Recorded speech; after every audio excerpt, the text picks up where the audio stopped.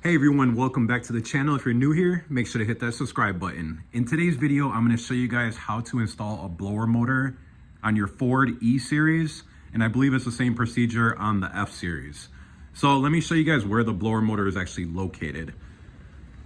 You can see right there, that's where the blower motor is located. In order to access that, what you're going to need to do first is remove the battery. So the battery, you're just going to go ahead and disconnect the negative and the positive.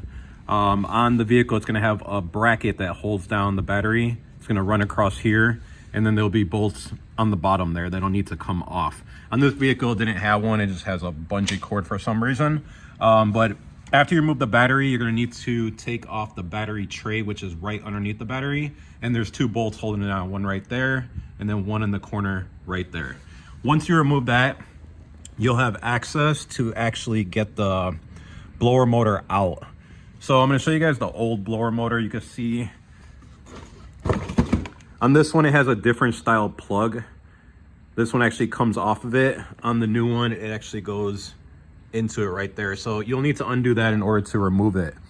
One of the tricks to remove these blower motors is you can see on here, there's a flat spot and the rest of it's round. You're going to need to line that flat spot up right here so you can clear it. There's only 4 bolts holding this on. 1, 2, 3, and then another one down there. So once you remove those, you'll be able to pull this off. And remember, line up the flat spot right over here in order to wedge it out.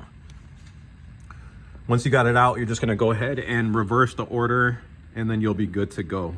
If you guys have any questions, go ahead and comment. Don't forget to like this video, and please don't forget to subscribe.